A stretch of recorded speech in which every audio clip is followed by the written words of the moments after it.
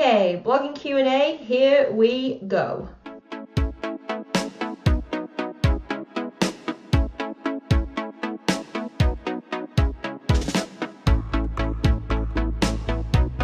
Hi bloggers, welcome back to BOHTV and another episode of the Blogging Basics series. Today we're doing another chatty video and it's going to be in the form of a Q&A because let's be honest, there are a lot of questions that I get asked over and over again. So you're going to want to hit that subscribe button so you don't miss out to any of the answers to these questions and so much more. So yeah, I get asked questions a lot of the time, but there are certain ones that crop up over and over again, so I thought it would be good to put these into a blogging Q&A video. And to make it easier, I'll leave a breakdown in the description of the questions that are covered and the time that I covered them in the video. So if you want to skip to one in particular, you can totally do that. So let's get into it. Question number 1, how do you do SEO? SEO is probably the thing that I get asked about the most, and I have done videos on SEO before, so I'll leave links to those in the description. But honestly, SEO isn't that scary if you learn more about it. SEO isn't about traffic, it's about knowing your readers and optimizing your blog posts with keywords that your readers are searching for. It's like I've said before, SEO isn't about Google wanting to show you the most popular websites and most popular content out there. It's about helping people who are looking for you find you, and to do that you need to match the content on your website with what people are searching for. Do your keyword research, include those keywords in key places on your website, write valuable high quality content, make sure your website is easy to navigate, do internal linking, get on social media. If you implement all of those things, your traffic from SEO will increase, I guarantee it. What are the tools you can't live without? Oh boy, there are so many. If I only had to pick a few, I'd definitely say, well, my phone. Does that count? I love Lightroom for editing my photos, Google Drive for storing all of my files, Buffer for scheduling my social media, and Asana for managing my projects and tasks. Those are definitely my top 4. What's a big mistake you think beginner bloggers should avoid?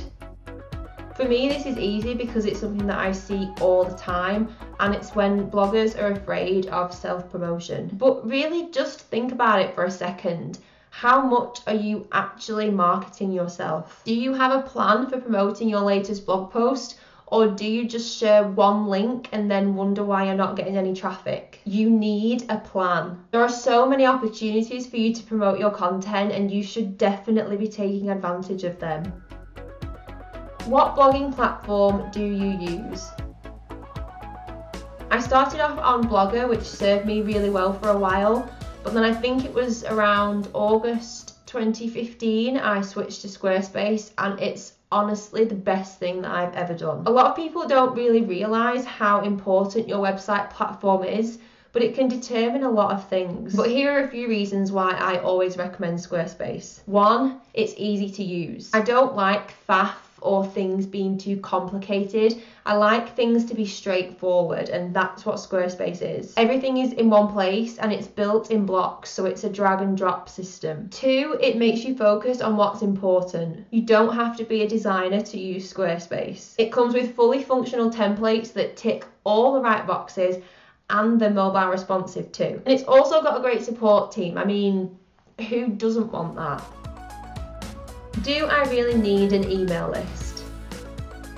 Do you really want to know the answer to this? In most cases, yeah, you really do. Apart from your website, it's the only thing you own. Your social media followers could disappear tomorrow, and then what would you do? You have complete control over your email list. It's also likely that your email subscribers are going to be your most loyal readers, and if you ever do end up selling products or services, then they're going to be the ones most likely to buy from you. So if you want to grow your community, increase your visibility, and promote yourself in some way, then an email list is going to help you without a shadow of a doubt. How often should I publish content? It has to be at least once a week. But here's the thing with this question. There's no one size fits all answer for everyone. I've tried publishing content every single day and it's actually what I'm doing right now in April. And while I have noticed an increase in my traffic and engagement, it's a schedule that I just can't keep to. Rather than thinking about how often you should publish content, you should instead be thinking about how often can you publish content. I try and aim for 2 to 3 blog posts a week. One of my coaching clients aims for 1 blog post a week, and both of those are fine. But if she shows up every single Wednesday with a new piece of content, her audience are going to get really familiar with that and come to expect that, and it's that consistency that really matters. What's the ideal length for a blog post?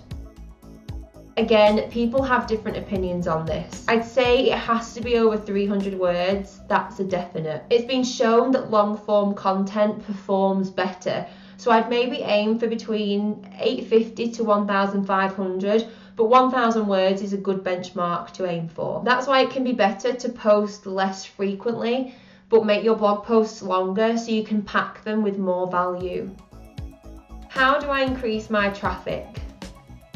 I get that it can be frustrating when you're just publishing blog post after blog post and you're not getting any traffic in return. But you don't just want any traffic, you want good, loyal traffic. I've done a full video on this, so that's going to be the best resource for you. But some ideas to get you started would be blogging consistently, guest posting, connecting with other bloggers, and promoting yourself on social media. So you see how important that is. Can my blog make money? Yes, absolutely it can. But it's important not to focus on making money instantly, because this could really harm your reputation. When it comes to building your blog, you need to think of it as a long-term plan that's going to be a source of income for you. If you don't have a strong or positive enough reputation online, then there's just no point. How do I get help? This is the biggest thing, isn't it? We all get so overwhelmed and we just don't know who to turn to. Well, one thing's for sure, there's no way you can go through this blogging journey all by yourself. You need help, and there are plenty of places you can get it, from blogs to YouTube channels, social media, courses. But instead of searching for help on a particular topic, search for the thought leaders that you trust the most. So try and pick 3 to 5 people whose teaching style you like and you feel like you connect with, and take their information on board, try their strategies. And finally, how do you maintain the blog business life balance?